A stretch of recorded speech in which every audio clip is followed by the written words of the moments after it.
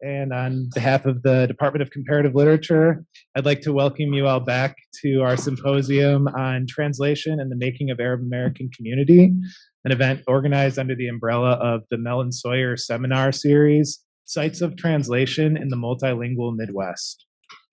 My name is Graham Liddell. I'm one of the co-organizers of this event, and I'm a Ph.D. candidate in Comp Lit here at Michigan. I'm so grateful to all of our panelists for participating and to all of you in the audience, both here with us in person and watching online. And I'm just so glad that we're able to come together to engage with issues of translation that extend far beyond the university. It's really exciting that we've been able to bring together civil servants, journalists, scholars, literary translators, and authors to discuss Arabic English translation, broadly defined, in what we might call the Arab Midwest. Indeed, a big part of the idea of this seminar series is to challenge the notion of the Midwest as the culturally and linguistically homogenous region that it is so often imagined to be. So before introducing this panel, I would like to offer some notes of thanks. To Lisa Toon, thank you for all your efforts to coordinate travel and lodging for our panelists, design our awesome poster, and set up the tech for this event.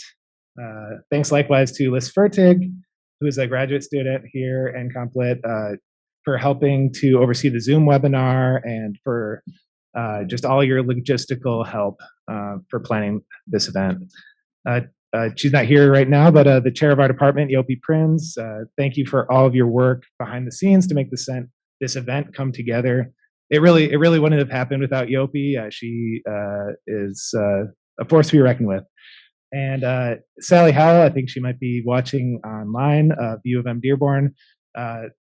Sally, thanks for consulting with me and with Khalid about potential panelists. I want to also thank this is like a round robin of thanks, but I just wanted to make sure I recognize everybody.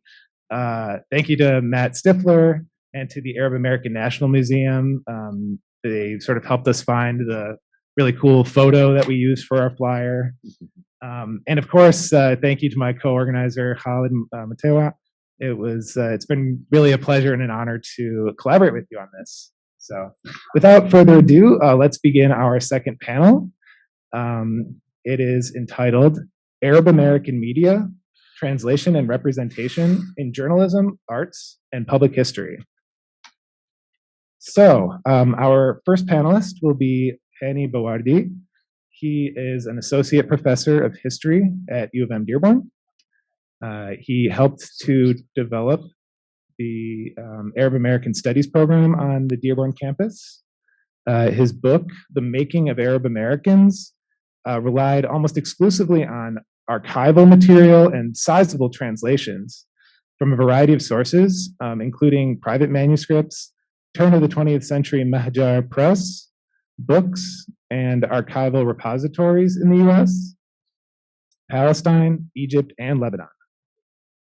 Dr. Bawardi owns a sizable manuscript collection, and he has recorded over 120 oral histories over the past 25 years.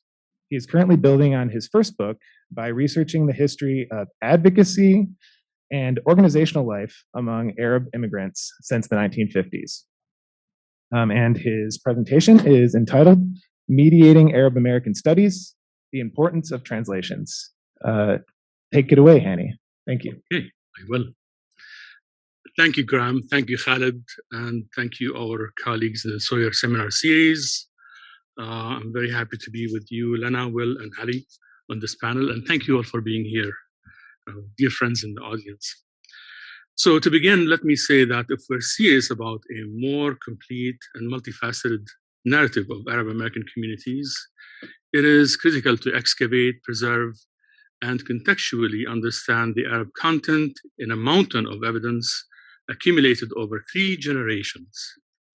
Educational organizations must also help cultivate and equip, and also community-based organizations should also equip those with native level skills in the language to perform translations. Simply put, if I have like a core point to make here is that without translating half a dozen books that come to mind, and a lot of evidence from the copious Arabic language literary output from 1890s roughly all the way to 1960, in the 1960s, it is impossible to come up with a contiguous, cohesive narrative or a story of Arab Americans. Having said that, this is not to say that this is a job only for native speakers. Frankly, if it weren't for heritage Arabs and a lot of American scholars who became interested in the topic, we wouldn't be here today. So, but it is the language. You've heard the saying that the language is a window onto a culture, right? But the language is more than commanding the language per se. It's also experiencing that culture up close, living it, understanding the nuances. And just to invite the white elephant in the room, it's okay. So it's always been with us anyway. We are moving, we're inching away from that. That's the general trend in Arab American studies. We can talk about that some more in the discussion period. So I just added to an already lengthy introduction. So I have a lot of material that give glimpses at different literary information that also contains massive amount of historical information. So in our case, as Arabs in this country, what we haven't done is to establish a baseline. What happened, when, what does it mean, to build on it. So that's how you establish what we call pride in your community, in yourself and your history, and a baseline to build on. We haven't done that. And the reasons for that, I have to step away now.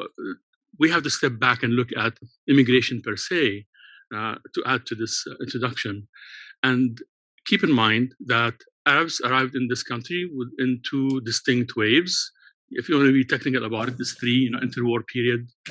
Some people trickled in, but few. So from 1876 roughly until World War I, you have the first wave. And that's when, Arabat al-Qalamiyya arrived in this country and just hit the ground running. They had a very rigorous press, Arabic language press in New York and on the East Coast and every part of the United States, as a matter of fact. We know very little about that. So I'll talk about the content in that a little bit. So that content was very much Arab. What they cared about the most was protecting or cultivating a sense of peoplehood. That was important to them. That was their baseline. And that is the baseline that dissipated and kind of disappeared because of the passage of time, also because of the passing of very restrictive, very racist quota immigration system that allowed only Northwestern Europeans unhampered, but anyone else had to conform to that quota, which said that only ultimately 1% of the people already in this country can enter, and reverted to the 1890 census to apply the quotas. So we were severed in half until the quotas were taken off the books in 1965. By then, we have a few scholars who kind of came into the country and, endeavored to write their stories and their history within an American context, motivated by the 1967 Arab-Israeli conflict. Those were the members of the AAUG, American Arab Association of Arab American University Graduates. And their main goal was to establish their own press because nobody would publish their material. They're mostly, a few Palestinians, but also proponents of Arab causes, Arab nationalism, if not pan-Arabism per se. So then you have history repeating itself, only there's a huge void between them. So no one in that group bothered to look back and say, oh, so what have my ancestors or our ancestors been doing all this time? So no one looked for archives, no one looked for those day-to-day stories at all. And I find all kinds of excuses for them, happy to do so. Those were social scientists, political scientists, anthropologists, sociologists, who were concerned with the present. Aside, defending yourself against constant attacks entailed explaining your culture, based on current events. And that's what they did. I'm talking about Michael Sleiman, Edward Said, who worked in concert with Jack Shaheen later on, and the roster is long. And that's when all the new generations got together around a core idea. So let's see how that core idea of Arabism comes back in contemporary times. I'm saying that because I had a chance to hear the new CEO of Access, Mahfraj, address a group of us in Dearborn and telling us that Access, is interested in going back to the grassroots. And I have been arguing for a long time that there's this disconnect between the grassroots and the grass tops that took Arab American life away from the Arab content in the literature, in the day-to-day life. It became, frankly, technical. I'm trying to be as positive as I can.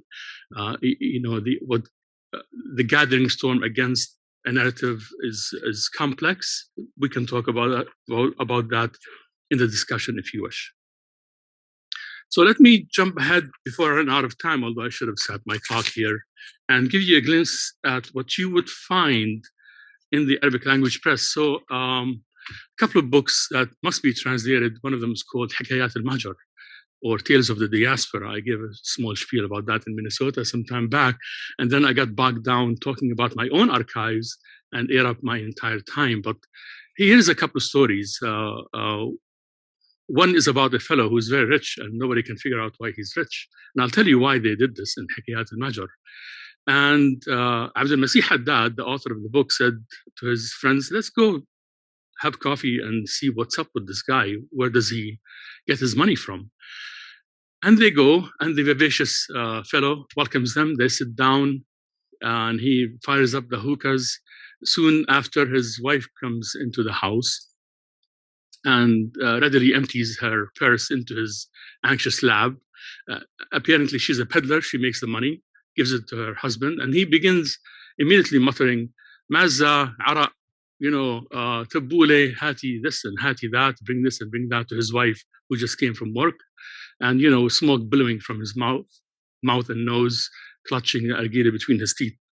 And soon after that, his son comes in, the same story, empties, his ghalle, hat al-ghalle, ala tool, or the loot, or, your proceeds. And then his daughter comes in the house and gives him all the money she made. And then mystery solved. They figure out where the guy gets his money from. Another short story is called Tumtal al-Hurriya, or Statue of Liberty, about a fellow who makes a small fortune, goes back to Lebanon, marries a woman half his age, brings her to New York. And then his fortunes turn to the worst and he cannot make a living. So his young wife learns the trade, goes and peddles, makes good money, and becomes the breadwinner in the house. And he's stuck with housework. He has to clean, he has to cook, he has to do things, until he explodes in a fit of rage and says, you have to do this. I'm the man in the house. I brought you from Lebanon. You were nothing without me, although he doesn't say that in those terms. But and she tells him, look, her answer is a resounding no. I'm not doing housework and working at the same time. If you don't like it, the door leading out of this house is really wide open. Allah ma'ak, you can go.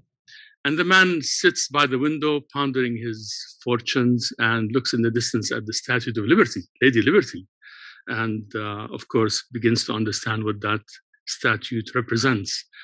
And those stories were intended to do something that is quintessentially Nahdawi, or part of this cultural awakening, which is connecting people to their day-to-day life in tangible ways, away from like epic stories. And the second thing they also were after is to make the language accessible by stepping away from classical style of writing. And those guys were accomplished in the classic. They were trained in the classical style. When you talk about Ali Abu Madi, Abdul Masih Haddad, even William Cassiflis, the self-taught ones were, for example, Amin Rehani.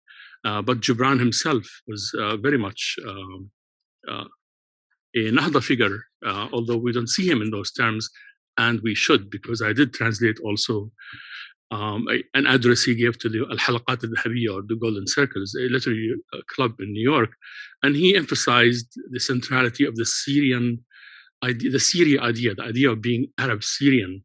And later on, for reasons, and the reason why I want to do this is that some unscrupulous scholars took the word Syrian out, put the word Lebanese in, as if to draw a distinction between being an Arab or being a Lebanese. So there goes a huge discussion right there that is awaiting excavation and considered discussion. But I found a lot of, if you want to call those stories feminist in any way, at least the last one, Timthal Hurriya, feminist discourse, we have a slew of those, by the way, because those folks were really progressive in every sense, far more than what you see today, in fact, by famous authors. So we're committed to equality. That's nothing new, by the way. That was a trend that cut across Egypt, Syria, Palestine, all the way to the diaspora. When I was I made it to the home of the son of Ali Abu Mahdi, his eldest son. His name is Robert. And he gave me by hand Ali Abu Mahdi's first diwan, or collection of poetry, which was published in Alexandria in 1911. And my time there was profound. And there's a poem there, a long poem called Shakwa Fatah, or a complaint of a girl. And he gives voice to a young woman who was married to this much, much older guy, which happened often, still does here and there, not as often. And the first line reads, لي بعل ظنه الناس أبي صدقوني ليس بأبي فهو ليس بأبي. So I have this bull in the house that people think he's my dad. Believe me, he's not my dad. And the rest of the poem is like that. It's like uncompromisingly nudges people, actually urges them, embarrasses them to look at issues like that, of women's issues. An immigrant in Flint, Michigan, wrote the first novel in the Arabic language.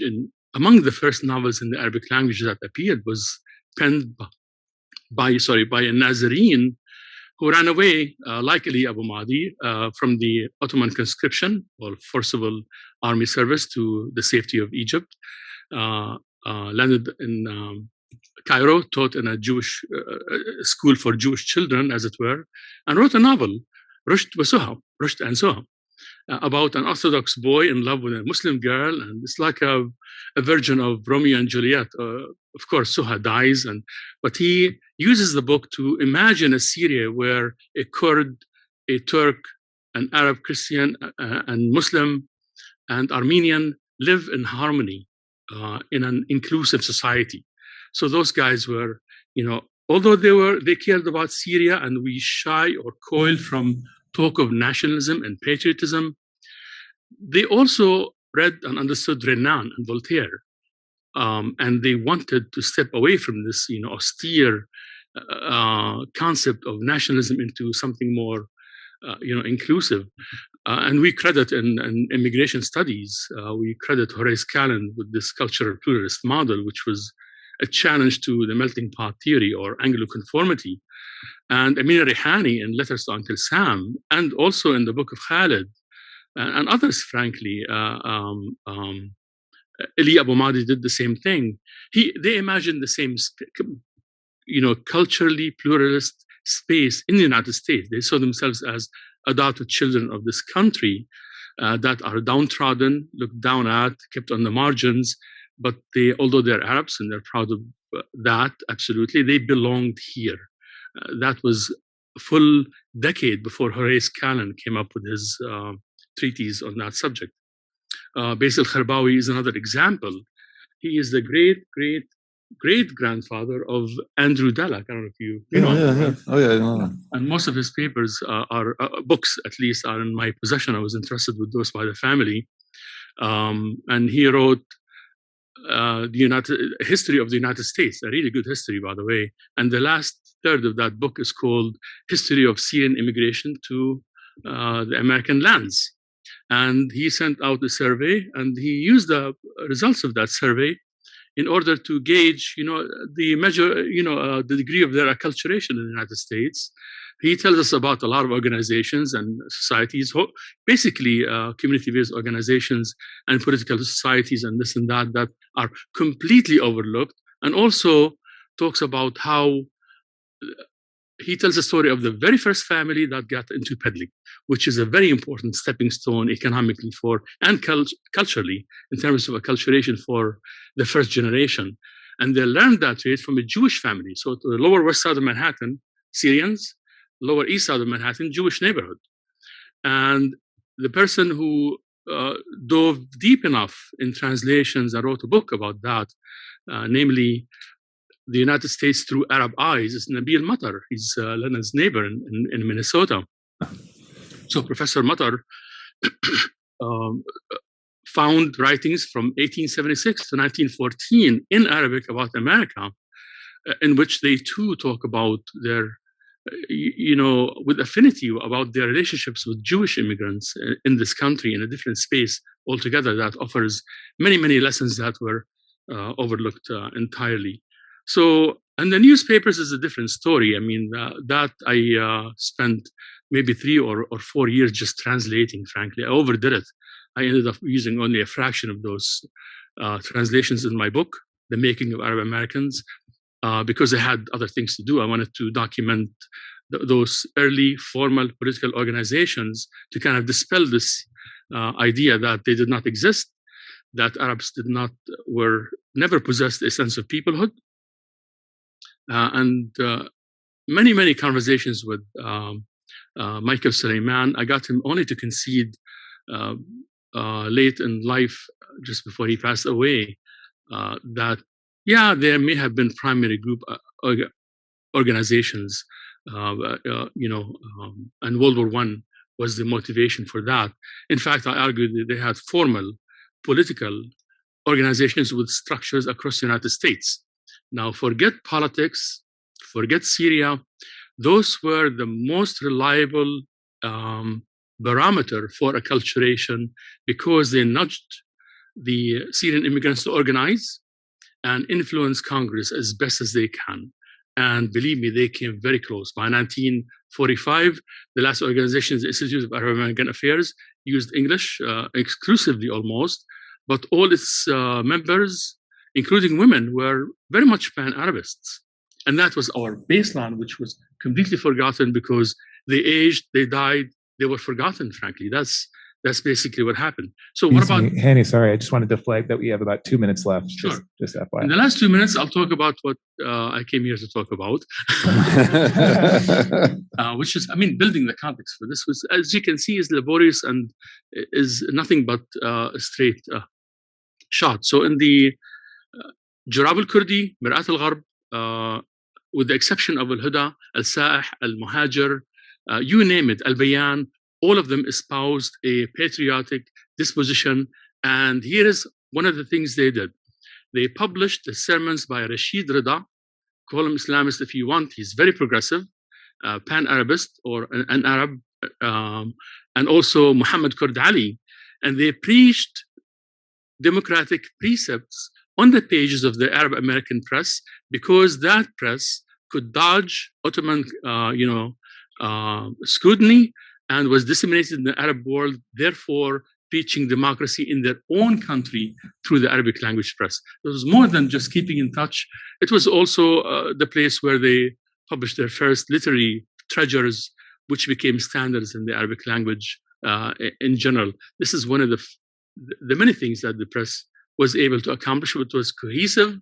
All of it went towards feeding or building a balanced process of acculturation for its constituency and readership, with only one exception, that was Naum Mukarzal, editor of Al-Huda magazine. We can talk about that fellow in the discussion period.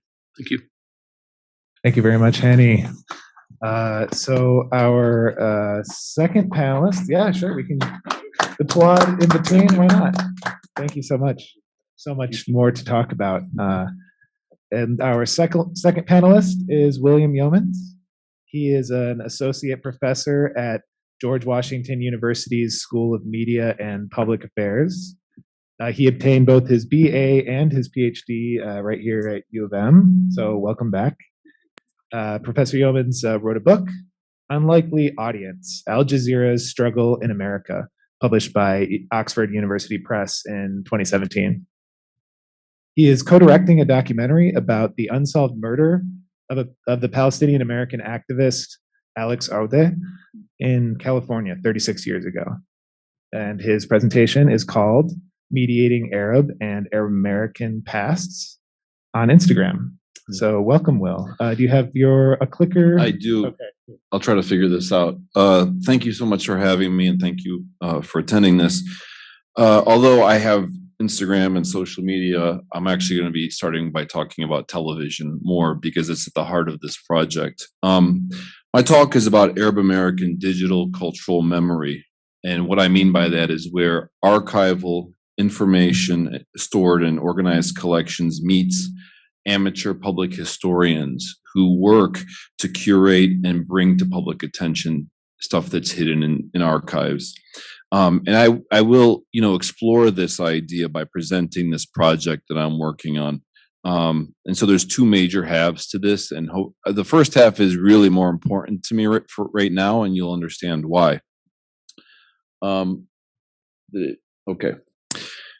So did you know that in the early 1990s, students at the University of Michigan could watch on their university cable systems an Arab American television show? This is a pamphlet from that program. It was up, and it identifies where in the country the program is available. And it says University of Michigan. Did anyone know that? No? And what's funny is that show was mostly in Arabic. It was a bilingual program, but it's okay. I'm clicking. These transitions to the slides was like it relies on the clicker working. So okay, yeah. The interesting thing is that the show was actually produced in Los Angeles, and it was a program called Arab American Television. It aired from 1980 to 2005. It was founded really and run by three individuals who are Egyptian immigrants to Los Angeles. They're pictured on the right here. Mustafa Deeb, Mona Ibrahim, who is the face and the main presenter, and Wahid Bakhtar. And this show was unlike a lot of the other Arab American television programs in the 1980s. It was commercial.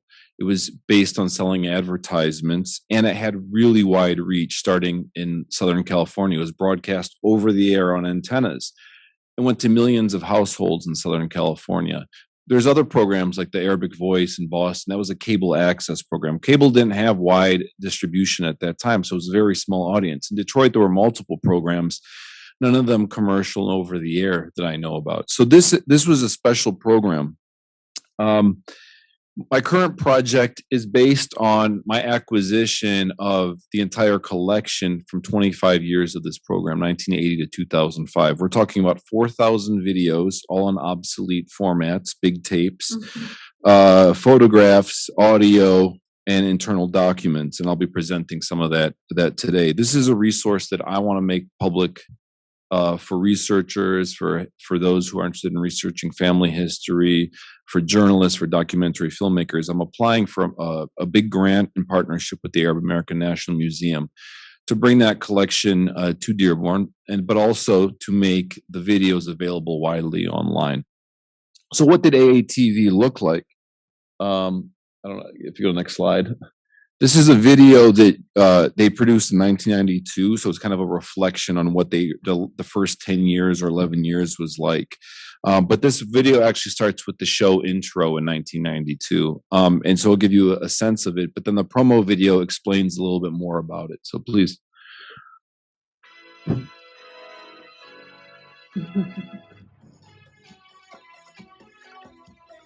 It's good if you want to dance. Can you turn it up a little bit? Every week for the past decade, an Arabic variety program known as Arab American Television has been broadcasting over the airwaves of the International Channel and reaching the homes of thousands of Arab Americans throughout the United States, and recently in Canada and Mexico. Serving as the only link between the Middle East and the West, AATV has kept its viewers in touch with their homelands by broadcasting well-loved Arabic films, songs, interviews with famous entertainers, Middle East news, and local news and events. This concept of an Arabic television program was conceived 11 years ago by this man, Wahid Bakhtar, whose dream it was to create a vehicle where Arab Americans could openly express their concerns and views unique to them as Arabs living in America. AATV has come a long way since its humble beginnings 11 years ago, and it would never have been able to stay on the air without the support of its loyal viewers and sponsors. And to those who have supported our efforts over the past 11 years, we thank you. In this short film, we've compiled some clips of some of the highlights of the past 11 years, and in order to see just how far we've come, let's take a look back in time to the beginning of Arab American television.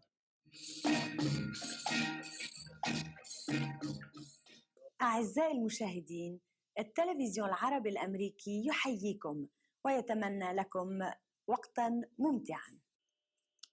والآن الزميل وحيد بختر وحديث مع المخرج المصري الأصلي. احنا النهارده معانا نبيل ونيس مخرج. Probably some of the best grape leaves you'll have in Southern California that night at the church. And we've been celebrating this Mother's Day about 100 years ago.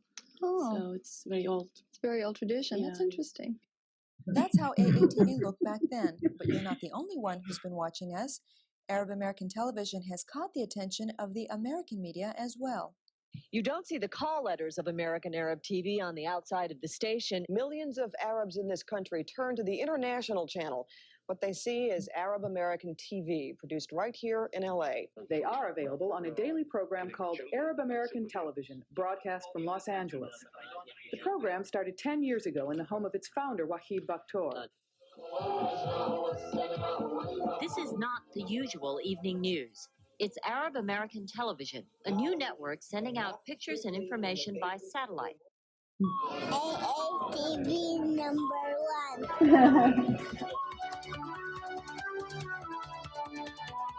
Okay. Go to the next slide. So that's just a look or a window into kind of how it looked. I'm going to talk briefly about the issue of language. As you can see, it was bilingual, but there was a lot of discussion and thinking about what language to speak in. This is from a speech that Wahid Bakhtar gave in 1985 to ADC, the American Arab Anti-Discrimination Committee Convention. He received the Media Excellence Award. He said in this speech that AATV was providing some sort of window, and that we need to present the Arabic point of view of the world happenings in the Arabic language as well as English. So it's not just about, he was trying to say that we're a voice, we provide a voice for Arab Americans within society at large, and that was certainly part of the calculus. But later in the speech, Bakhtar said that of the hundreds of calls they received after each show, half were from Arab Americans who said that they felt pride and a sense of cohesion and community from being able to watch media in Arabic. But 2 years before Bakhtar's speech, there was an advisory committee that was made up of representations from local Arab groups. This was set up to provide community input to AATV. In this February 1983 meeting, they discussed the issue of the language in the show, and you can start to see, some of the debate unfold. So from the memo here, I actually have to stand up because I can't really fully read it, but I want to read it to you. It says, discussion was held on the language of the TV show. These are from the minutes. It was felt by some members of the committee that more of the segments should be in English. It was decided that a demographic study of the community should be conducted, and that would provide input as to the number of Arabic speakers in the community, the number of English speakers in the community, the number of children who watch the show, and the need for bilingual programming. Work on the demographic study will be taken up by the steering committee, yada, yada, yada. Like a good committee, they, decided to do a study before making a decision. What I have actually are some of the survey results that I just wanted to go over. Next slide. So this is from a viewer of Saudi origin who is bilingual. He identifies as being English and Arabic speaking, but says that the translations and subtitles in English were important to him and to other viewers. Why? Because he saw AATV's most important purpose is speaking to American public opinion. And then in the last box, what he says is that Jerusalem, we could inform the larger American community about issues like Jerusalem and the relationship of Christianity and Islam. So this is a perception that AATV should be a voice and should speak.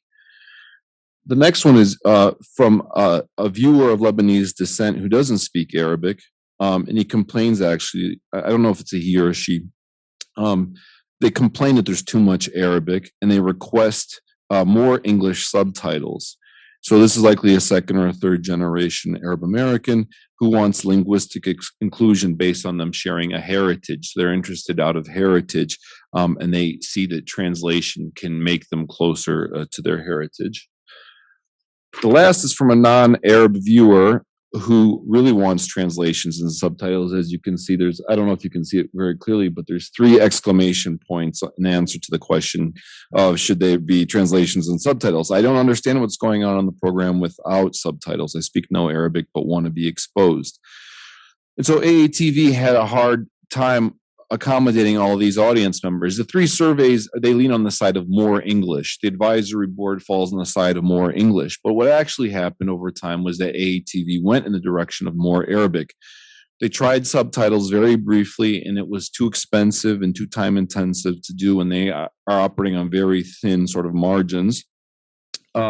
They tried to go to a structure of dual hosts. So there would be a host who says something in English, and then the host who says it in Arabic, and back and forth. And for the bilingual members of the audience, that's very bad television. It's very redundant. So it just didn't work for television. But where they landed was kind of interesting. They segmented it so that local news about community events was in English. And the idea was that it could form a basis for cohesion between the different generations of migrants, of the immigrant community. And then the international news, especially focused on the Middle East, would be in Arabic, and editorializing would be in Arabic. And of course, most of the third-party content, like movies, concerts, a lot of that was imported, so a lot of that was in Arabic. And then interviews really depended on who was sort of speaking and what their preferred language was. So interviews ended up being mixed. It was a variety magazine-style format show, so they had a little bit of something for everybody. What's also interesting about that, we've been talking about dialect a little bit. Although most of the hosts spoke in modern standard sort of broadcast Arabic, there's a lot of Egyptian dialect that gets in. To some extent, there's also Levantine dialects, and those really kind of reflect the constitution of who's working on the program and who is the audience. There's one really funny advertisement that's for the Voice of Lebanon broadcaster, which is actually just you call on a telephone hotline and you pay per minute and you can get news from Lebanon. But the advertisement was voiced in Egyptian dialect, so it's kind of a funny juxtaposition. So what this collection is a window into Arab American life, because they did go national in the 1990s. In the 1980s, it's very much around LA, which is highly a transnational community, and it's a mixture of sort of true Arab American experience, Arab American community events, but there's a huge emphasis on linkages to the Arab world. You heard in the video the narrator say, this is the only linkage between the West and the Middle East. Of course, that's an exaggeration. There's some salesmanship in these kinds of enterprises. But this archive is an extremely rich testament. So next page. So I've been thinking about, as I'm doing digitization, what will the end product look like? How do I bring out this collection so that it's not just for academics, is as important to the world as we are, of course. How do I get this stuff to sort of circulate in a way that it can reach like a larger public? And so I started paying attention to different social media accounts to see what they were doing. And one that really caught my attention is called Blad Sham. And it's an Instagram account. And it was so interesting to me in the way that it was doing multiple kinds of translations, not just in language, but translation through time, a remediation, a repackaging, a representation of things from the past to make it relevant in a current and present vernacular. So Blad Sham is run by an individual who's based in Chicago. He's not a professional. He's not really seeming to monetize this in any way. It's out of passion. But what this program, or what this social media outlet shows to me, are the promises and pitfalls of trying to work digital cultural memory out of archives that have like different contexts and different media formats and that kind of thing. Now, what this Instagram account shows is that it has a regional focus. You can see the emoji at the bottom, representing really the Bled Sham region. It has a sibling that's called North, which is the same thing for North Africa. This is mostly an English account, but it does engage a lot of what's called Arabizi. So it's kind of like, as you can see in the description, there's like the Arabic is rendered in Roman letters. And so it's very colloquial with a big emphasis on spoken because it's a lot of videos. Next. This is just what the feed looks like. It's a mishmash of arts, culture, politics, history. There's a lot of rap videos. If you're interested in seeing what's out there, it's got all the freshest stuff. Thank you. I interviewed the founder, Ahmed Ashkar, who's a very gregarious, very creative individual, and I've learned a lot from working with him. But I asked him, what's the mission of Bled Sham?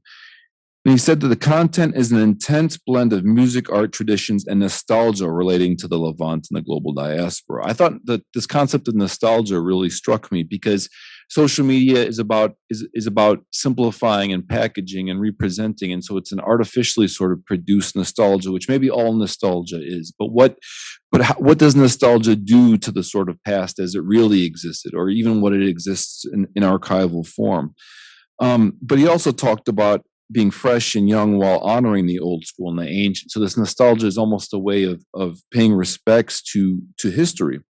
Bled is progressive in its values, often battling misconceptions or questioning cultural stereotypes. What he does often with this account is he presents historical images, but he puts them in a present day vernacular. So I love this particular image, which is a guy with a shisha and he's selling watermelons. And what the caption says is working hard or hardly working, so it's a way of relating the past and something that we can all sort of relate to. Mabruk on making it to the end of another long ass week. Watermelon seller passing time. Amen, 1950. So this is almost about translating or relating this past in a present day way of understanding it, crossing cultural lines, crossing time, but in a way that speaks to this larger heritage or brings in a visual grammar into our understanding of our heritage. Next slide, please. So I asked him, how does he conceive of history in terms of what he's doing in presenting the past? Especially for Arabs, the diaspora, some of our only links to back home are the antiquities and memories we attach to the places we're from, stories from our parents and elders. And now in the digital age, we have unbelievable free access to historical archives, photos, films, high quality scans of artwork, and so on. Historical content gives Bled a point of reference that allows us to both see how far we've come as a people, but also find threads that connect us to our ancestors. But this is not just about Bled. There's a lot of sort of historically oriented accounts online. What drew me to Bled is its stylization of archival material. There's this sort of like cool aesthetics to it. When I asked him about aesthetics, he says, I am not a designer or a visual artist by any means, but I'm very much interested in the visual arts. I love clean lines, crisp typography, bright contrasts. Bled employs a style known loosely as blanding, stripped down, calculated, less is more. I try to plead, and then he goes on to talk about his method for doing posts. But this speaks to a particular visual appeal that happens through this repackaging. So what I've done is with the AATV collection, I'm just trying to think about what does the end product look like? How can curators who work on social media make use of this stuff? And I've just to sort of experiment, I've been passing on some clips to him. So this is not a video that you need to play. It's just an advertisement for California Gardens, which sells, canned food. And so this was a way of sort of tinkering and seeing what he does with the clips that I give him. And what he did was he sort of rendered the video to be somewhat stylized, but then he actually did a little bit more research about this company and added it in a very short description, right? So he added some context, and I love this, but it gave me some academic anxieties. Is this enough context? Is this context even accurate? He claims that it's the first U.S. brand for Mina products, and so what happens when someone who's working archivally lets loose of their content, and there feels like there's some risk there, and so it's about this: what gets lost in translation or what gets mispurposed in translation. And this is my last point here. This is actually just another slide. So actually just move forward because I want to wrap up. So the question I'm tackling is, how do we translate AATV to the social media logics of history and identity and heritage? What gets sort of lost? What are the limitations of translation through social media, not just of language? The movement from the rich Arabic and the rich dialects of AATV to the colloquial, the Arabese that dominates on so much social media, at least for Arab Americans. I love what Bled Hashem does, and I love what AATV does, and I want to bring these kinds of dynamics together, but at what cost, at what risk? Am I overthinking it? Possibly, but I'm curious in exploring these trade-offs and thinking about how the technologies have different affordances, different structures that can create opportunities, but again, at what risk? Thank you very much. That was really fascinating. Thank you, Will. And we're going to move on now to. Can you guys hear me? Okay. Yeah, we're going to move on now to my friend Ali Harb. As we say, or as they say in journalism, full disclosure, a good friend of mine. He is, in addition to being a good friend of mine, he is a Washington-based journalist covering U.S. foreign policy, elections, and Arab American communities. He started his career in Dearborn, where he focused on Arab and Muslim communities throughout Michigan. His presentation is entitled Arab American Narratives in the News Media. So go ahead, Ali. Well, hello, everyone, and thank you for this, Graham. I have an initial disclaimer. We're not matching on purpose. I think it is. Okay. Is my mic on? So, I'm an Arab American journalist. I'm working now in DC. I'm here in my personal capacity. I will be talking today about the Arab American narratives and how Arab Americans have tried to push their own political narrative in the media over the past decade or so. The first story I wrote for the Arab American News back in 2013 at my first professional job was covering an event condemning the Boston Marathon bombing. And the last story I wrote from Dearborn was earlier this month. It was about the election of the city's first Arab American mayor. Mayor-elect Abdullah Hammoud, after his election, said, "To the young girls and boys who have ever been ridiculed for their faith or ethnicity, to those of you who were ever made to feel that their names were unwelcome, to all of our parents and our elders, and to others who are humiliated for their broken English and yet still persisted, today is proof that you are as American as anyone else." In many ways, that contrast between the first event, apologizing for terrorism that happened elsewhere and condemning it, feeling the need to come out and say we stand against this, and the last event, which is the election of the city's Arab American mayor, it highlights this shift in the narrative in Arab America. This shift in the political narrative where there is less apologizing and more of telling our own stories and stories of empowerment.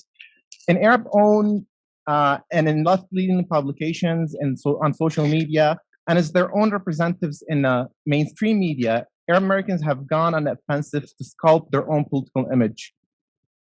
But narratives often require translation and refinement to different audiences. That's where journalists come in. They are mediators who deliver stories from their source to the public.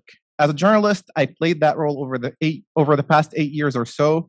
I covered Arab American communities in different places, in Washington, D.C., in Dearborn, in Flint, in Cedar Rapids, Iowa, even.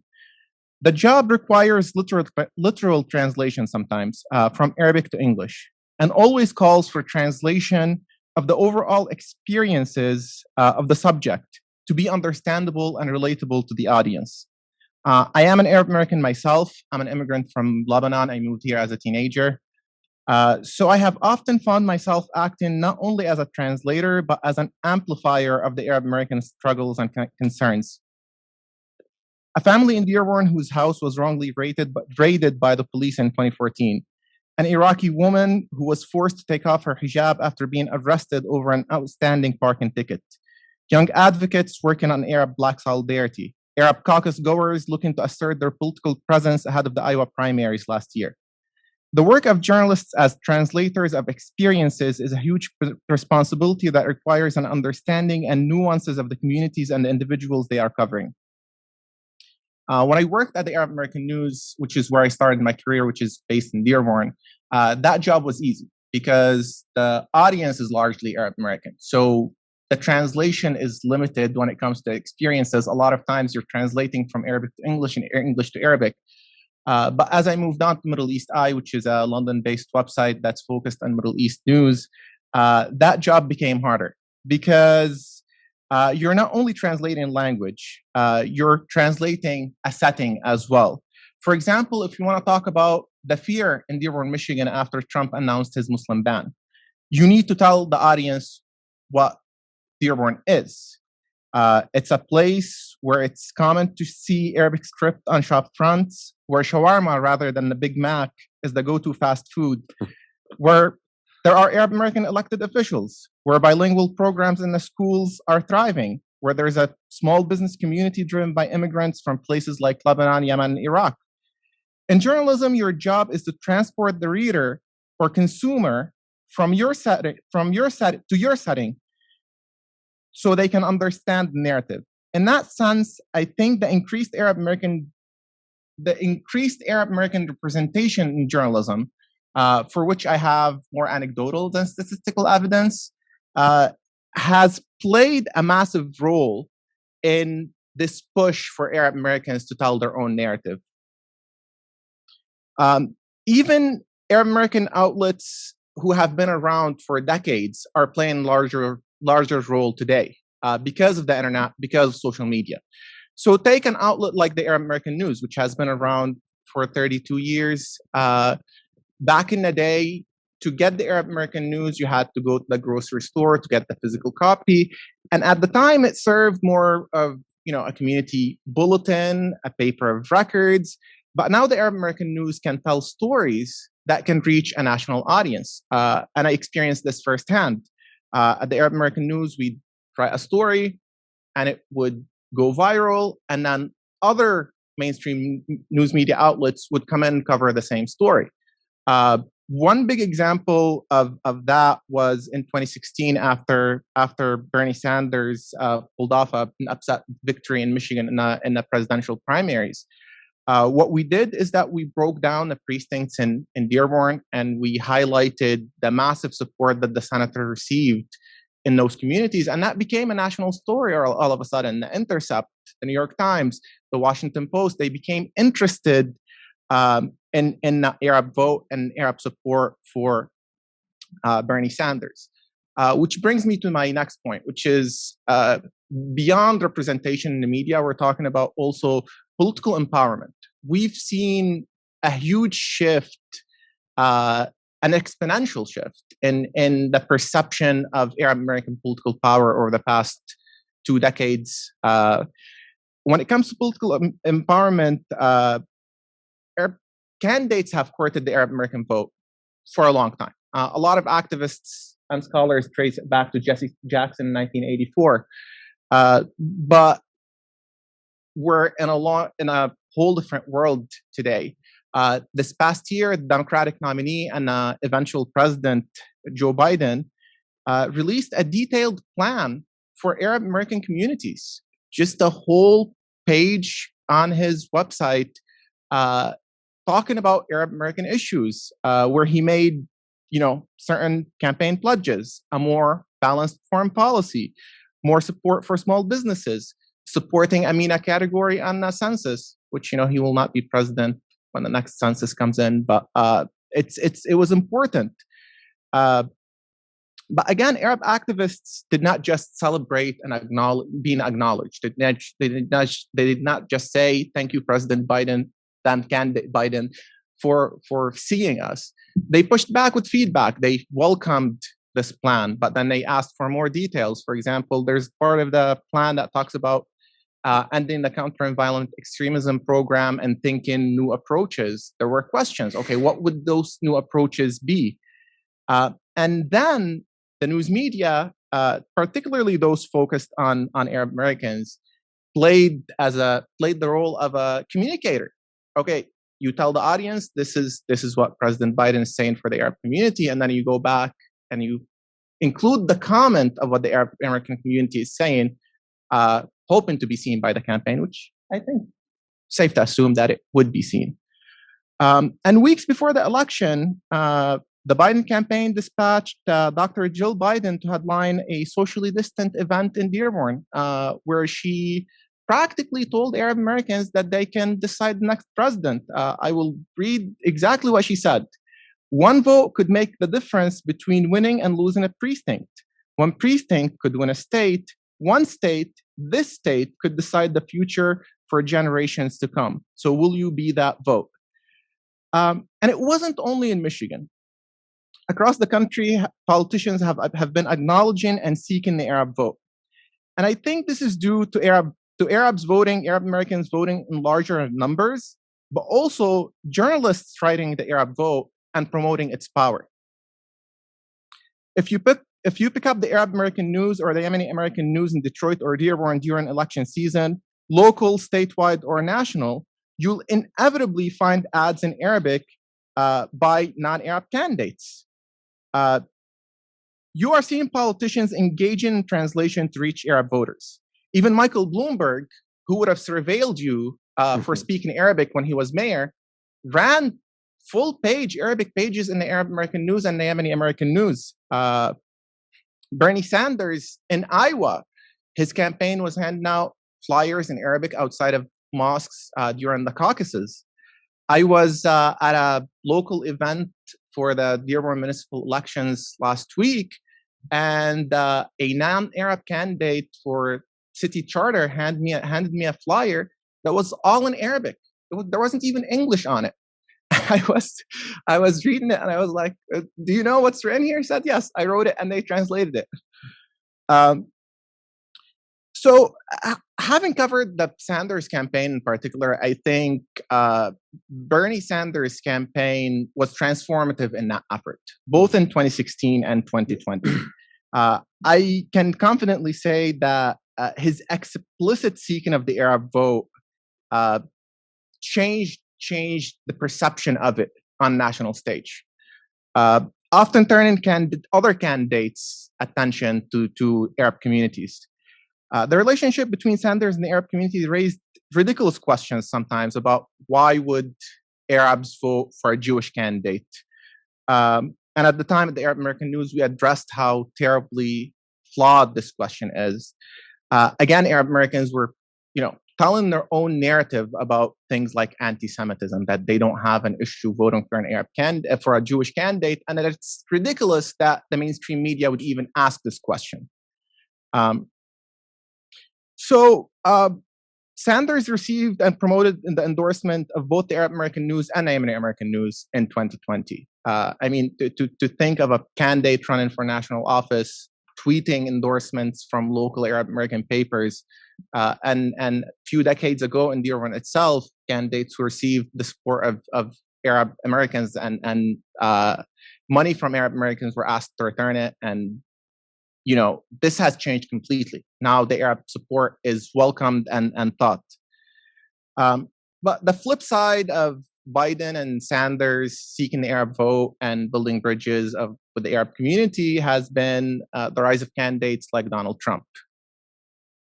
But Trump, in a surprising way, brought a lot of attention to Arab American communities, and it wasn't all negative. Unfortunately, it wasn't his goal to bring positive attention, but that happened, and I witnessed it firsthand. For example, after Trump announced his first Muslim ban in 2015 as a candidate, media outlets flocked to places like Dearborn to ask Muslim and Arab communities, "What do you think of this?"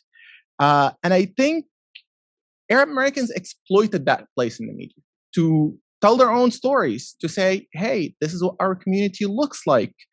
The Boston Globe, LA Times, Washington Post, all of a sudden became interested in enclaves like Dearborn.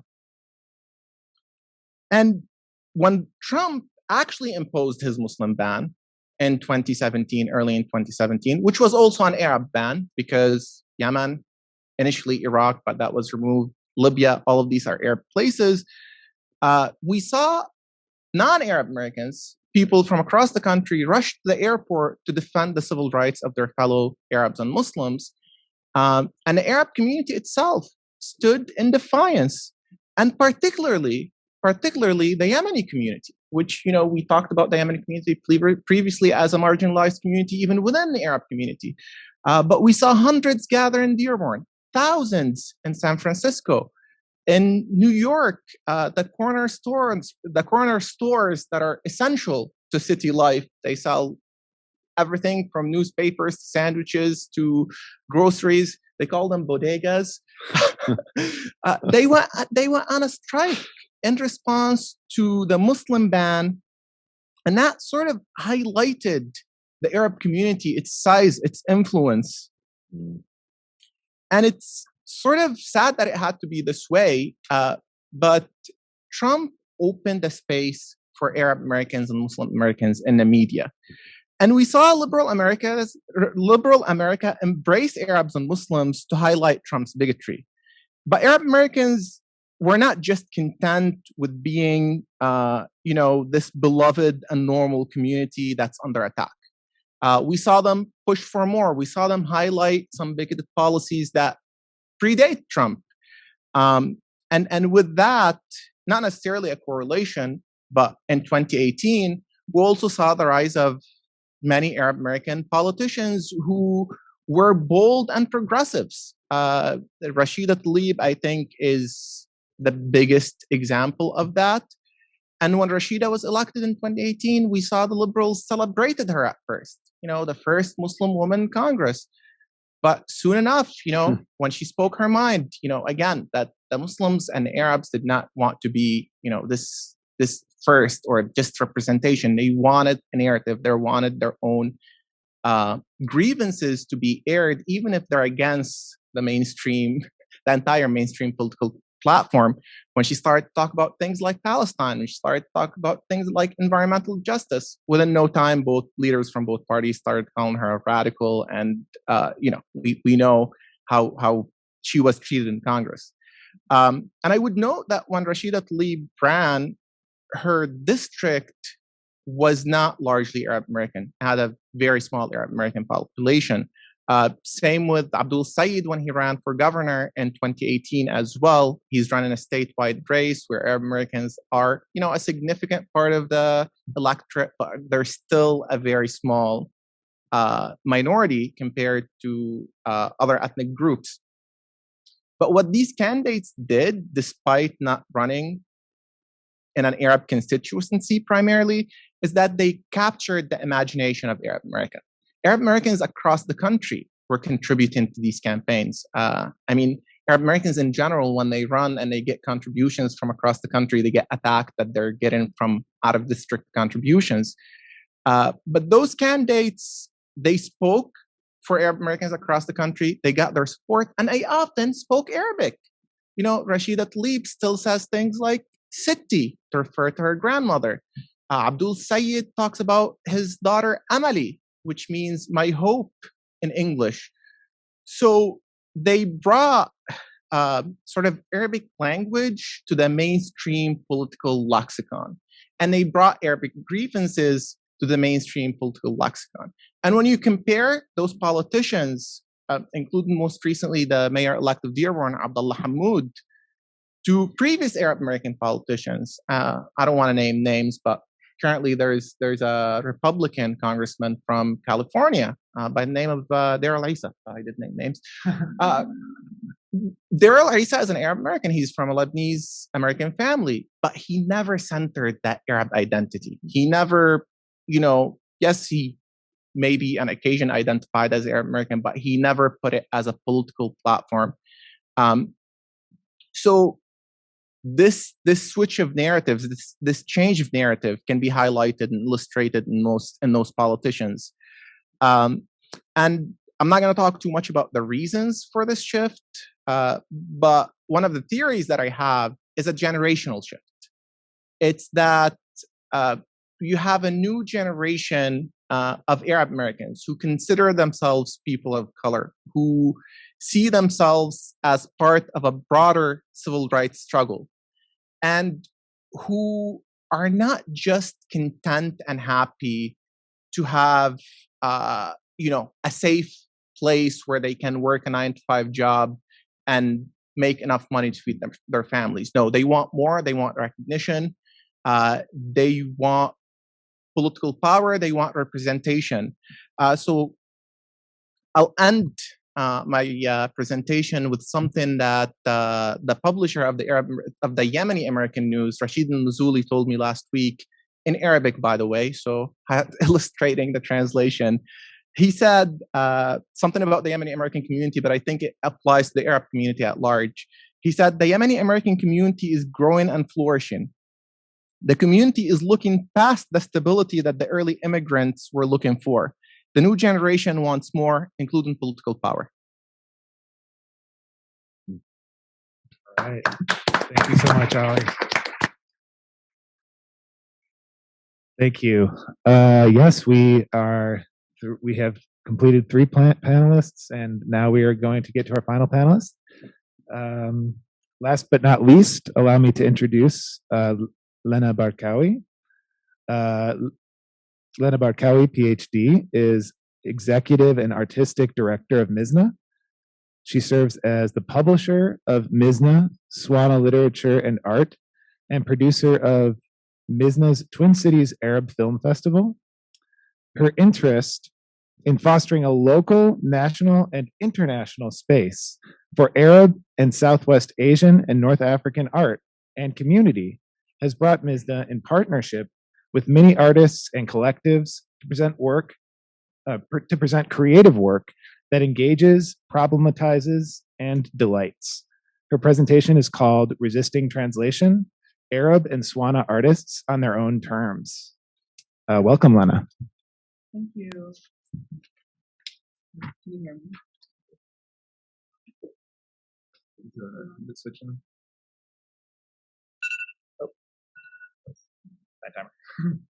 The light is on. It's red, but I don't think I'm moving the amplifier. Would you like to switch with Ali, maybe? Sure.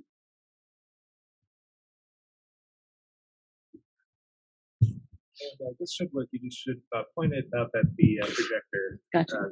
That's what I'm told. Yeah. Thank you. Thank you. I think Lisa's really been behind the scenes here making everything happen. So thank you, Lisa, and thank you, Graham, and to the organizers and to this really enriching panel. I've been really loving all the ideas and presentations. I'm Lana Barkawi, and I, as Graham said, I'm the Executive and Artistic Director of Mizna. I'm hoping to add to today's conversation some of the ways that we think about translation and transliteration literally in doing the work of publishing a literary journal. And I'm thinking more abstractly about the ways that Mizna's artists must translate themselves in the cultural landscape of the Twin Cities in Minnesota, where we're based, and also more broadly in the US and the Western diaspora. I'll first introduce Mizna's work in an overview, and then discuss through a few examples. Translation is something our artists do in navigating this cultural landscape, sort of an external translation. I'll also talk about the ways that translation functions within the Arab and Swana communities, or sort of an internal translation, and then the ways that we probably most often work and strive to work, which is thinking of how we intentionally resist a cultural translation and the burdens and the narrowing that comes along with that. So a bit about Mizna. Mizna is a cultural platform for contemporary literature, film, art, and cultural production, centering the work of Arab and Southwest Asian and North African artists. For more than 20 years, we've been creating a decolonized cultural space to reflect the expansiveness of our community and to foster exchange, examine ideas, and engage audiences in meaningful art. It's my turn to try this now. Oh, somebody did it for me. All right. I wonder how that happened. Oh, did you do that? Okay, I'm just going to try it so I know. Okay, good. Thank you. Okay, so this is these are some of our literary journals.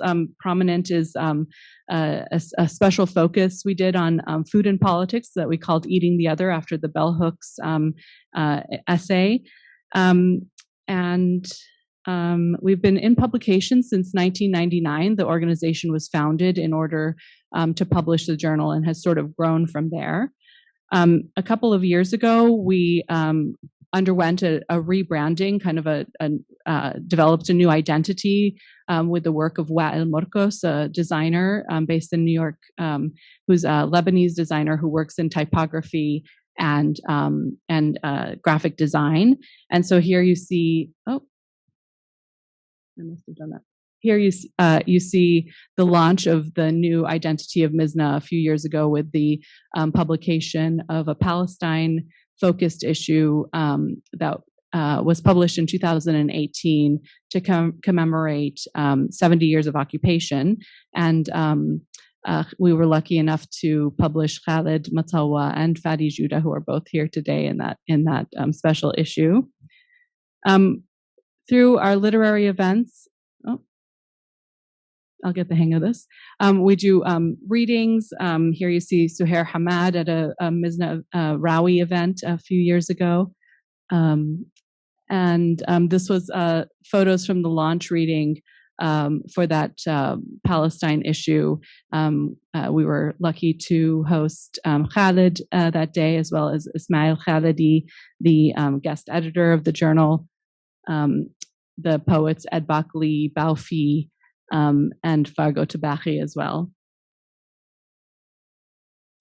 We also produced the Twin Cities Arab Film Festival, and that's we just wrapped our 15th edition of that earlier this fall in September, and that really brings contemporary debut screenings to the Twin Cities of film that's the current cultural film production from the Southwest Asian, North African region, and increasingly Arab American films as well. Some photos of our film festivals. We often host film artists. Here's Hannah Shamon, who is an actor in her mother's film, 3,000 Nights, by the director Mai Masri. And Elham Al-Muhtasib, in conversation about her film 1948, Creation and Catastrophe. We've recently started a monthly film series to expand the curation of film outside of the film festival weekend, and that's allowed our programmers to think about programming films and discussion and writing around quarterly themes and kind of keep that film conversation going. And besides publishing the journal and putting on film programming, we offer Arabic language classes and have produced a range of multidisciplinary cultural events, including public art installations and projects like what's shown here, which is a convening of the Rawi biannual conference, which we co-hosted a couple of years in Minneapolis. So to the topic at hand, I'm going to focus mainly on the literary work we do, because that's where we're a site for new writing and cultural production. This is the latest issue of Mizna, and you know, in many ways, Mizna's work hasn't often engaged translation directly, as the journal is primarily English language. Usually work that is written in English, and occasionally work that comes to us already translated. But often authors will use transliterated Arabic, and increasingly we have authors interpolating Arabic within their work, as you see here. Well, at least with the person's Iranian name.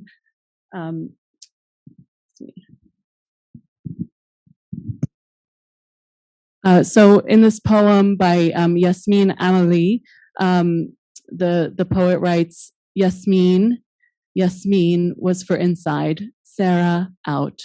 The neighborhood was in, America out. Farsi in, English out. Government papers, gas station news abuzz, with this just in, out, out, out.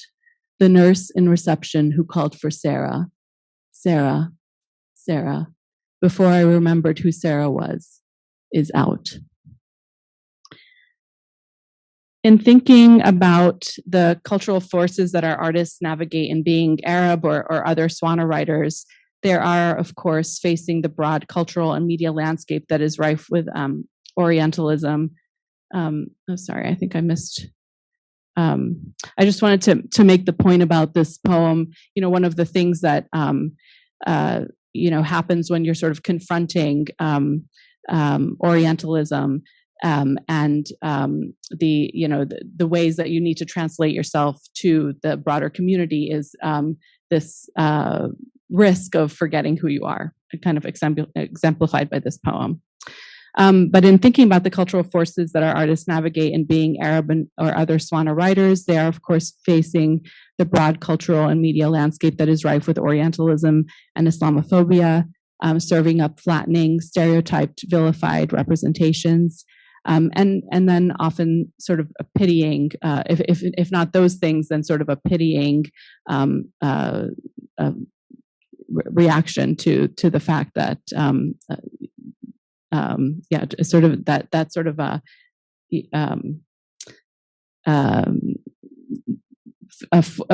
another sort of negative force that artists need to stand up against. So at times we find ourselves facing these forces directly and engaging with a culture that requires translation externally. And this is sort of a corrective as a way to become more recognizable or have our humanity perceived. We've often quoted Jack Shaheen's phrase, beyond belly dancers, bombers, and billionaires, as a shorthand for all of this. And it was indeed a very popular t-shirt of Mizna's back in the day. And so this poem that Yasmin Amali, at the end of it is wondering if she can recognize herself. This is a comic piece that we published in an issue of Mizna with a special theme of intersectionality, which was guest edited by Dr. Charlotte Karam Albrecht, who's a faculty here. This piece is by the Lebanese comics artist Jennifer Camper, based in New York. Here, Camper is confronting stereotypes about Arabs by presenting identifiable characteristics that are effectively, at the end of the day, just human characteristics, but that might serve to surprise an external audience. That Arabs are Muslim, that they're Christian, that they are Jewish and atheist, that they exist as people of different sexual orientations, that they can be silly, proud, afraid, and also hostile, lazy, and ultimately that they, taking it to its most absurd conclusions, that they wear clothing and live on planet Earth.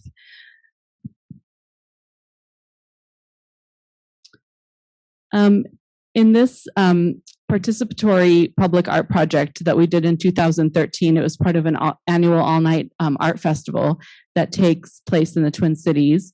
This was a solidarity project that we did with the Arab Spring, which at the time in 2012, 2013 was still sort of held so much promise of hope. The project was called The Underpass of the Eyes of Freedom, and participants could choose a stencil to tag a long wall with street art that we commissioned. And it was a really immersive event with engaged audience members. And I bring this as an example to wrap up this section of translating ourselves externally and maybe the limits to how effective we can really be. At the event, we set up a station to hand out spray paint and gloves and masks, and people could choose a stencil. Many of the stencils were in Arabic, either original ones commissioned for the event or ones that were made famous in Tahrir Square, like the Cleopatra, the Nefertiti gas mask. But some were commissioned, like the one I'm not sure if you can actually see it in this slide, but there was one here. You can see it small, with the arm holding a shoe after Montazar Zayedi, the Iraqi man who threw his shoes at George Bush. And in Arabic, it says, Al-Iraq fi kharab, our Iraq is devastated. So at the event, a white woman came up to my colleague who was at the station with all of the translated stencils for people to choose from. And she had reviewed all the options, and she turned to my colleague with, out of a sense of frustration, asked, why didn't we think to have a stencil with the word peace in Arabic for people to use? So just thinking about these sort of expectations that the broader community has of us, and sort of the limits of what translating ourselves can kind of accomplish. Shifting now to thinking about how we represent ourselves to our own communities, I wanted to start with the editorial policies at Mizna and how we can be mindful of the ways that we can police one another about things like authenticity. One of the policies we have is to keep transliterations primarily as the author presents them, rather than imposing a standardized one. This is something we came to after a number of years of attempting a standardization and a house style guide for transliterations out of a editorial sense of consistency. But what I eventually sort of came to realize is that this perspective, this sort of prescriptive imposition, just doesn't really make sense. And I think we heard a little bit about that earlier in terms of thinking about dialects and the different, the vastly different dialects across the region. And so we changed that policy in 2014. And I came to realize that we were really reinventing a wheel that Joe Cady had initially set forth in this statement in the foreword to Joe's book, Food for Our Grandmothers, that was published in the mid-90s. And so you can read what Joe says here. Effectively, that's that idea that it's not productive to sort of impose such a standardization. At the same time, in 2014, when we made this change, we also made the change to no longer italicize transliterated words in our journal, so that words that are transliterated are just set in Roman type, and that's true of any non-English words, and that's unless the author has an intention and a real reason to choose to italicize. And we now publish these policies in the back matter of each issue. And an issue that many Arab and Swana people who are raised outside of the Arabic-speaking world deal with, again, is this feeling of being authentic, of not being enough of an authority on the Arabic language, on Arab culture and society, and that their experiences are therefore less valuable or less worthwhile exploring through writing or other artistic practices. This is just one facet of the things I think that Arabs and Swana folks in this country deal with. But I wanted to kind of bring up an interesting variation on this idea that culminated in a recent project we did. Moheb Solomon, who is a poet and performer and artist, and who used to be program director at Mizna, recently published his first collection of poems with Coffee House Press. He had immigrated to the US as a child with his family, and having grown up here is now not a fluent Arabic speaker. And he was lamenting to me that he wished he could share,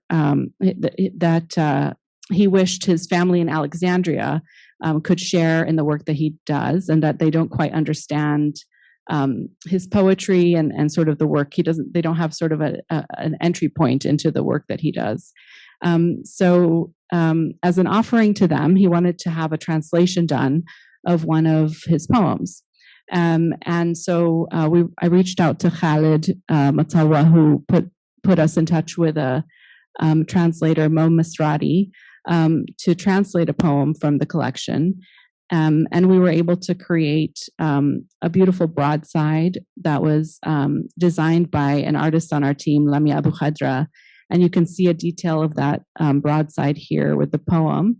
And then the full broadside had this map of the Great Lakes, which was sort of a central conceit of Moheb's book.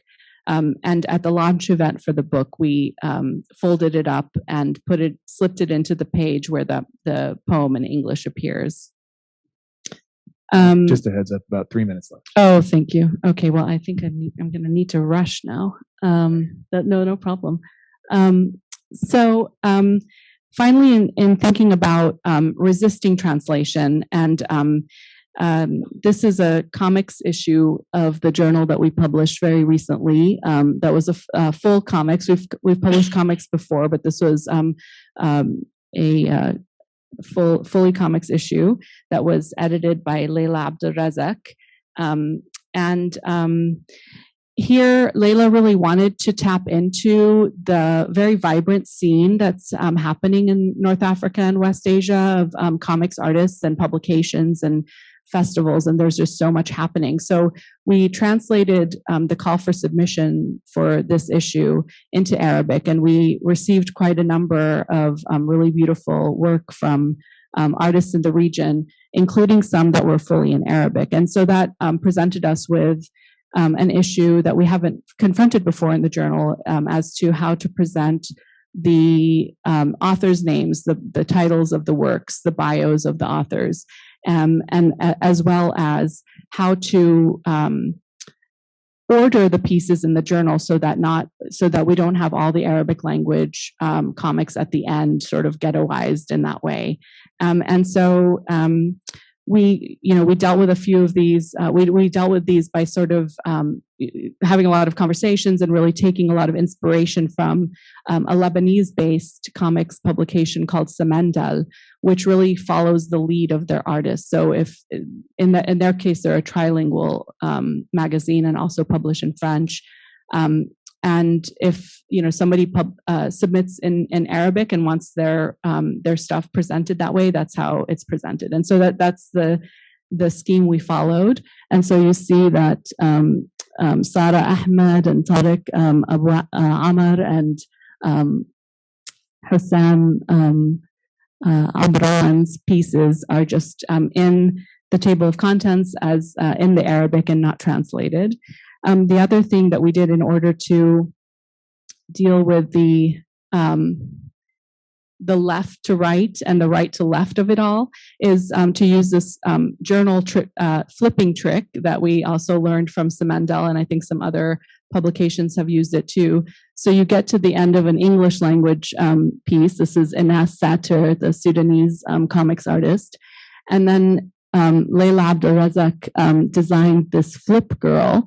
So she's a cue to you as the reader to turn the whole journal around. And then when you get to the next page, it'll be right side up, but you're reading in the correct direction for the Arabic. And then at the end of the comic, the upside down girl appears again with an M instead of a meme on the book, and that's the cue to flip the journal again. So we were pretty pleased with that trick.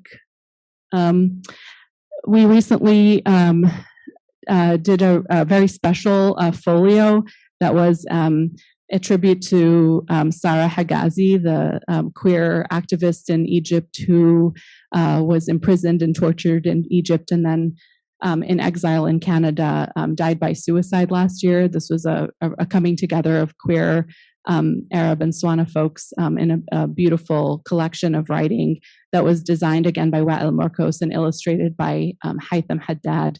And I bring it up because I'm really proud of it, and also it's full of Arabic and English translations and transliterations as well. So I have some copies of up here. But I think I'll end there just because I think I'm over time. So thank you so much.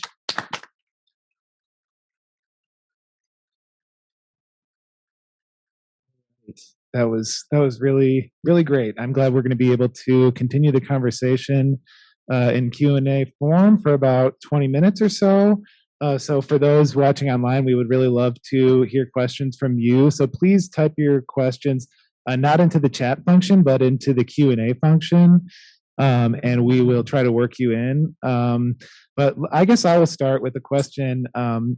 I think a lot of times when people think about translation, if you hear the phrase translation in the Arab American community, or you're kind of thinking about, a lot of people would think about translation for between Arabs and non-Arabs.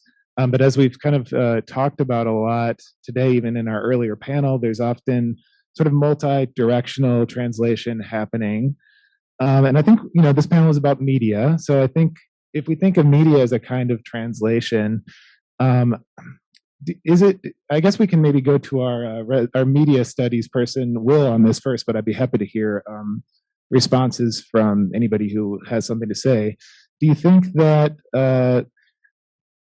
in addition to just facilitating communications between others, capital O, is translation actually doing something like the title of our event suggests? And you could ask the same thing about media. In other words, is translation doing something besides just facilitating communication? And is it doing something essential for creating a community? I don't know if Will, you have some thoughts you'd like to share about that. If we're thinking in terms of say Benedict Anderson's imagined communities or something like that. Yeah. I mean, I was kind of thinking about the collection and that I'm working on in those terms, and it's hard to say, it's hard to prove, because it's a research question that requires audience research, community research. It's hard to imagine that it doesn't. And community formation, identity formation is a complicated thing. But I'm fascinated by seeing in the collection the involvement of like third, fourth generation Arab Americans who feel like they can be involved, even if they don't always understand the language. And I think Lana makes a great points about insecurities and questions of authenticity, and sometimes language difference can be language barrier in communities. So I don't have a simple answer. I just think that that's something that needs to be researched. But I think we've all address this question from different directions. So I'm curious what the other panelists think. But yeah, I think that's a vital question. That clearly language is part of making a community, but what does translation do in terms of facilitating cohesion? I just presume it does, but we need more research. I don't know if this directly answers the question, but I think another important and interesting aspect of the idea of translating within our communities is, marginalized folks within our communities translating themselves to a kind of more mainstream Arab and Swana community. I see this happening a lot in the Twin Cities, where kind of elders in the community or folks who are trying to raise their kids and maybe living in a space of nostalgia. Nostalgia came up earlier today too, of thinking of culture and back home kind of being trapped in amber and having this idealized notion of what's happening back home that is really removed from from important conversations that are happening. So that when Mizna's presenting work from so many Arab and so many queer and trans folks in our community, and who aren't just based here in the U.S. but also in the region, there's a sort of a questioning of, are we trying to play to an American audience, and that this isn't representing our community accurately or authentically. And I think this is something that's really interesting, and I think it's something worth thinking about. And it's interesting to be in a space with scholars too, because I think there's so much to to research and think about.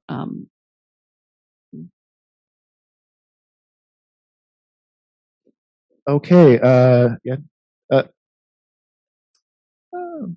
Okay. Go ahead, Ali. On a positive level, when people have sort of a shared source of information, that creates community, right? Like when we're looking at a speech and we can both understand it, then that's gonna bring us together. When we're looking at the government executive order, coronavirus that's accessible to everyone in any language, that creates community. But I think also language creates a sense of belonging. I mean, my better half does not speak Arabic, but whenever she utters an Arabic word that's very simple, my mom's face lights up because it's like now you're part of it. So language belonging to the ultimate. Do you have any questions from the online audience? Can I just add one thing? Everyone needs to subscribe to Mizna. I let my subscription lapse, and now after seeing this, I deeply regret that. And so it's a beautiful congratulations on the work. So please subscribe. We have to support these kinds of institutions that bring the community together. Thank you. I think we published you under your former artist name back in the day, right? Yeah, let's talk about that. Thank you. I think art is the bravest and most straightforward translator of cultures and content and events.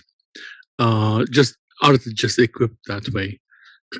So it depends on translating what in what context. It would depend on that for me to give an answer with utility. But I had a queer student who became involved in Arab issues, and I hardly had to translate anything for her. She educated herself, became like a dynamo. So I pushed to give her the highest award we give at the university. At the same time, if I have a conversation with a 7 or 8-year-old overseas in Egypt, in Jordan, Palestine, Lebanon, I imagine Syria, wherever, we immediately have some common grounds to stand on. We will have the same collective memory based on a distant or not such a distant past. I don't have that with my own children who were born and raised in the United States. And unfortunately, they don't speak Arabic. It frustrates them.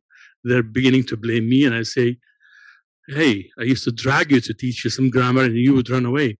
So, and I talked to the son of Ali Abu Mahdi. We had so much in common because he came to terms with his regrets. He's a living embodiment of Marcus Lee Hansen's theory that the grandson wants to remember what the son wanted to forget. He told me we ran away from our parents, from Arabic we just wanted to belong. And he was running around in his father's press. And he explained it in those terms. And he's so attached to his father's legacy and papers, almost to a fault. His basement is a library, the likes of which you cannot even imagine. All his papers, father's papers, are down there. He shared one file with me, based on which I can argue that I think Ali Abu Mahdi was a child prodigy, something that's not part of the discourse, for example.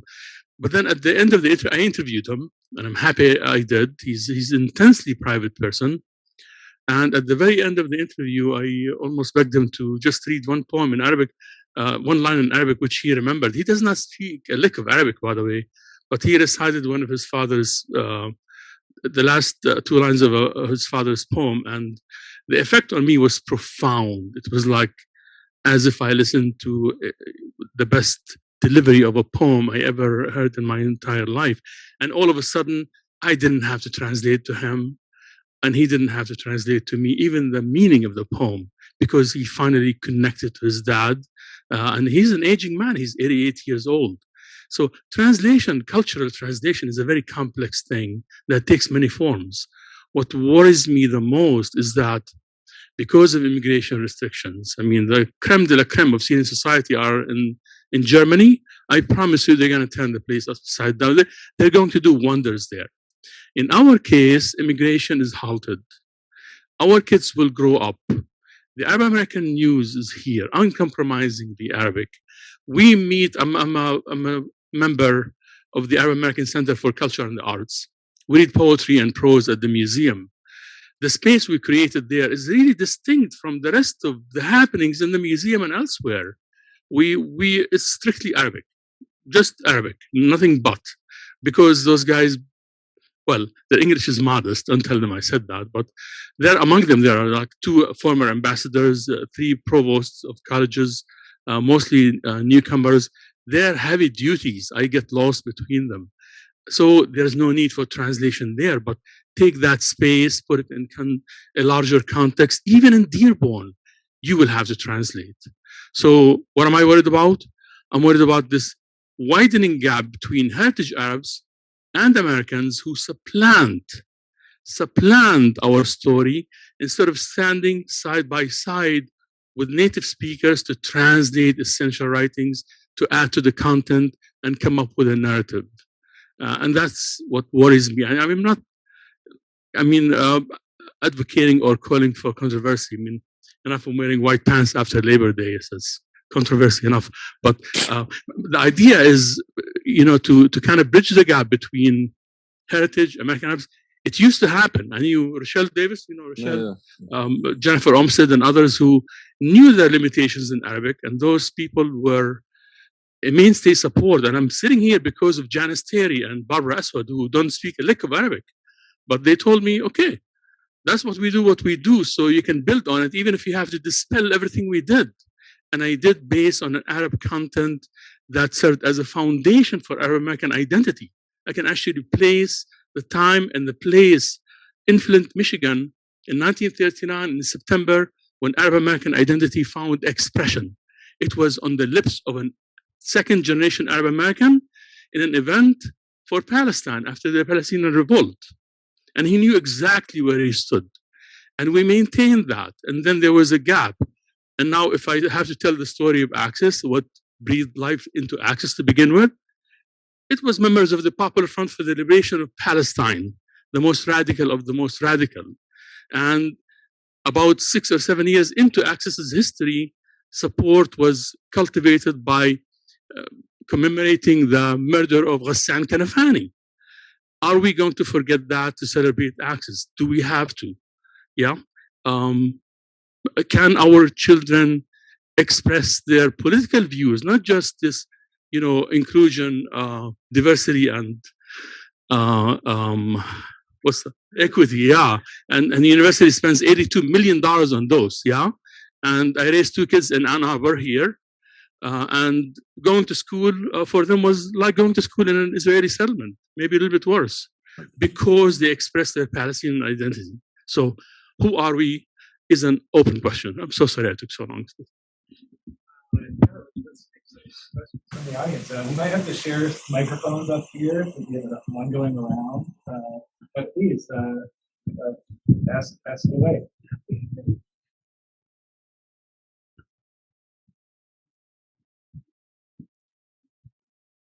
Thank you. Thank you to all the wonderful panelists. This was very eye-opening and wonderful to hear.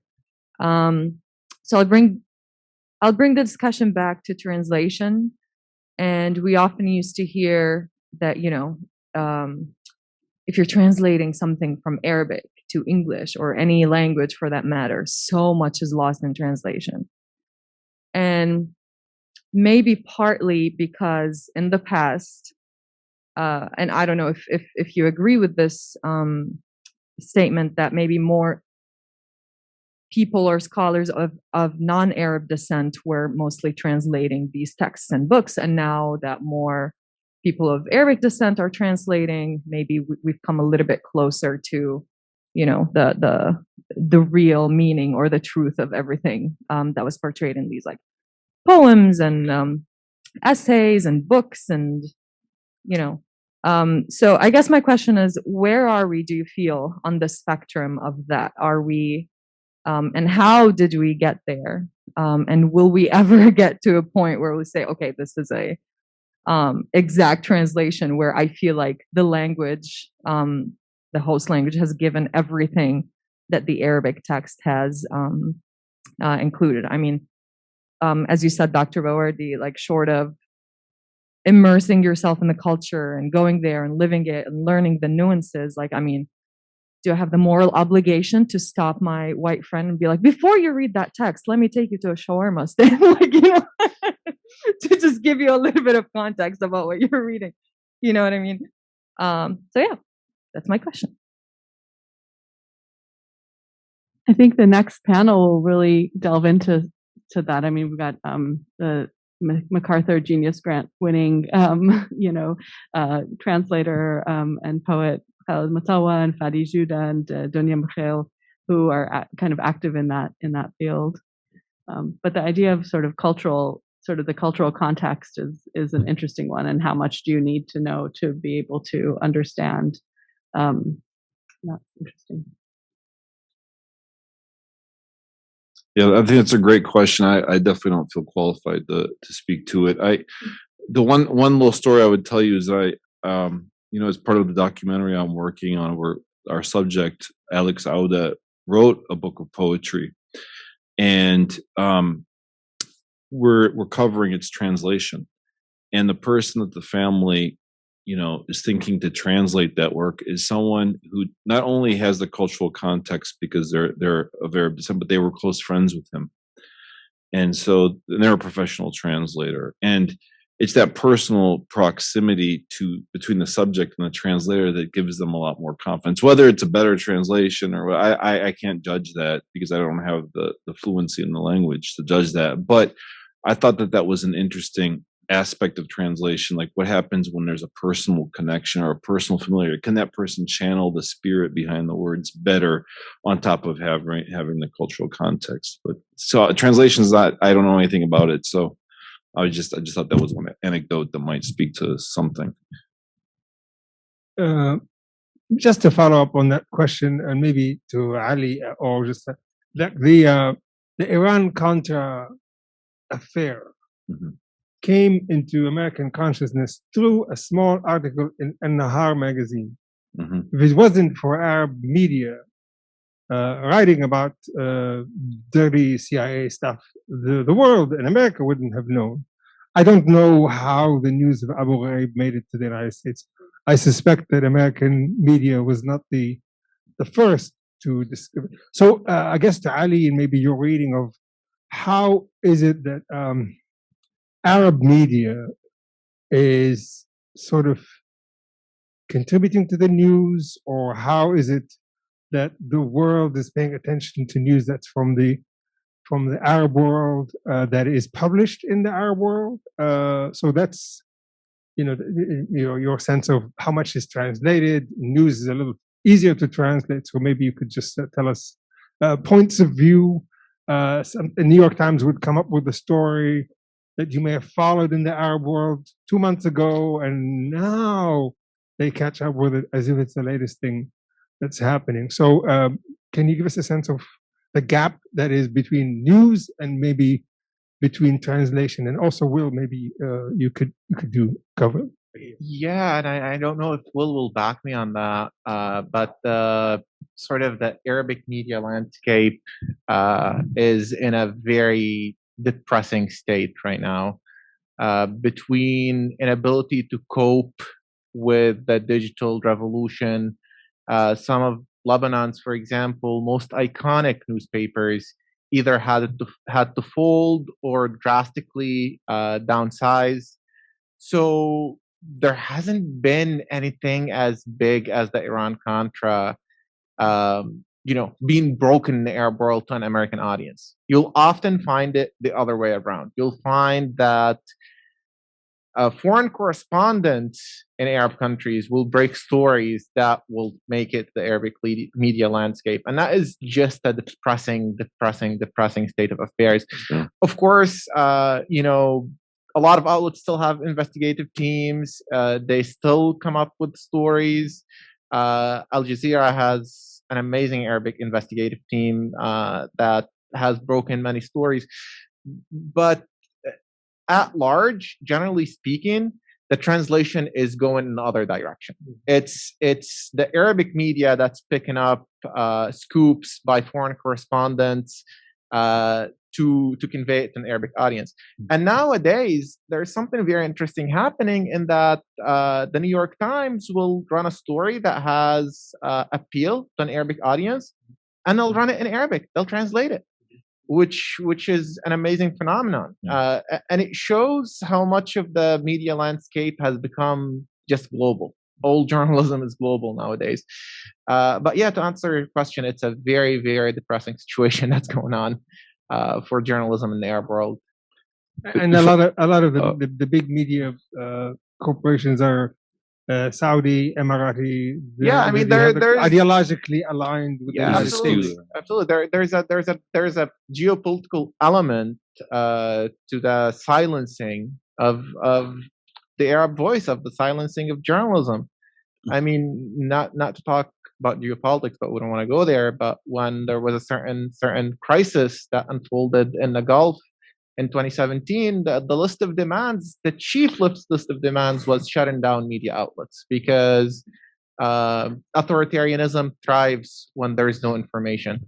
Yeah. So, speaking of censorship, and I can only talk about AATV right now because I'm just into this archive way too deep. There were two really interesting stories pertaining to that. One was on the Iran-Contra front. There's a raw interview that I have with Adnan Khashoggi, who was the arms dealer who was in the middle of Iran-Contra, and he was like kind of spurring the news and breaking the news, and he went to AATV to talk about it. It's a fascinating interview because he's at this hotel and he's wearing an electronic bracelet. He was under arrest. I don't know the whole story, but AATV was kind of like this juncture point between Arab media and American press. Like they would call into various hotlines to get radio reports from reports by radio from the region, and then they would just like they would translate it themselves and they would report it. But the most interesting point on this whole thing is there was a huge controversy that AATV was in the middle of during the Gulf War, when it moved from Desert Shield to Desert Storm and the bombing really intensified on Iraq. Wahid Boktor had basically, their schedule was this: they would tape their hour-long program throughout the week, and then Saturday, 4:00, right before 4:00, they get it to the station to broadcast over the air. But also on Saturdays, what he would do is he would pick up a newswire reel from that week, which was basically like an Associated Press style operation that produced packages and had raw footage that came down from the satellite. So the station recorded it from the satellite. All the news networks depended on this kind of stuff, footage from these produced packages to do their international news. So one Saturday, early in the war, he's there to hand off his tape, and he decides to take a look at what's on the international newswire agency stuff. And he sees scenes of devastation in Baghdad, casualties, bombed out houses, and it's like completely contradiction of the sort of presentation of the war through CNN's eyes and through the American news eyes, which it was heavily censored. The Pentagon tightly controlled coverage of that war, so all the footage was screened by the Pentagon. It was like this. It was almost like a video game. It was like black and white, or not black and white, but like nighttime footage of just like a target and a missile going and something blowing up. No sign of devastation actually happening on the ground.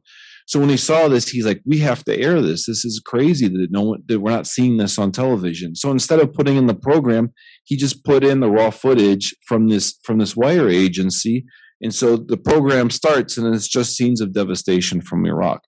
There was a huge backfire. Sort of like what happened was the station came under so much pressure they decided to cancel AATV's contract. And the Arab American community actually had to mobilize to keep AATV on the air, and eventually they were able to pressure the station to put them back. And then the station said, "We have to pre-screen your footage. We have to pre-screen the program now. You can't come in at the last minute with the tape and run the tape anymore." But it put AATV on the map. A lot in that footage, when you see American news media coverage AATV, that was all after that. And there was reporters showed up and said, "Where did you get this from? Is this Saddam Hussein's propaganda that you're re-airing?"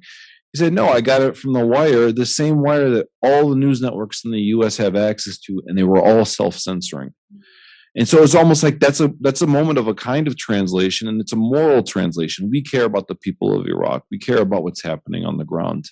And they were willing to sort of break the code of silence that so many other news media networks were actively subscribing to. And they had an effect of sort of changing the coverage after that. Actually, that's what Wahid Boktor thinks, because he saw that CNN started using that kind of footage, even if they didn't show the graphic stuff. He was willing to show the graphic stuff, which was so against kind of the norms of sanitized scenes of destruction that happen in U.S. news. But your question made me think about that. Thank you. Yeah, this is so great. We're running out of time. We're actually over time, but I wanted to just get to one question from our online audience. And I think it would be a good one for Lena to address. So, your talk was titled Resistance to Translation, but we have a question from the online audience, and it says, what can be gained by translation as opposed to lost? Are new meanings that come about through translation? Are there new meanings that come about through translation that go towards fostering a broader, more inclusive community?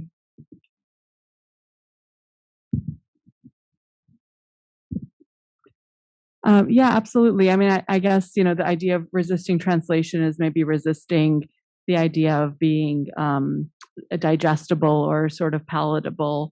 And in so many ways, the Arab and kind of more broadly, like BIPOC communities have so much burden in sort of representing ourselves. And so, the thing that we think about a lot at Mizna is to sort of try to create a space that is free from from that burden, and so that artists are working kind of on their own terms, and maybe they're working in representation and kind of a political space, and maybe they're not. Maybe they're writing a poem about nature, and there should be a space for that as well. But yeah, absolutely. I mean, that's not to discount the idea that translation and sort of a cultural connection is absolutely valuable and vital, and needs to be part of sort of the cultural landscape.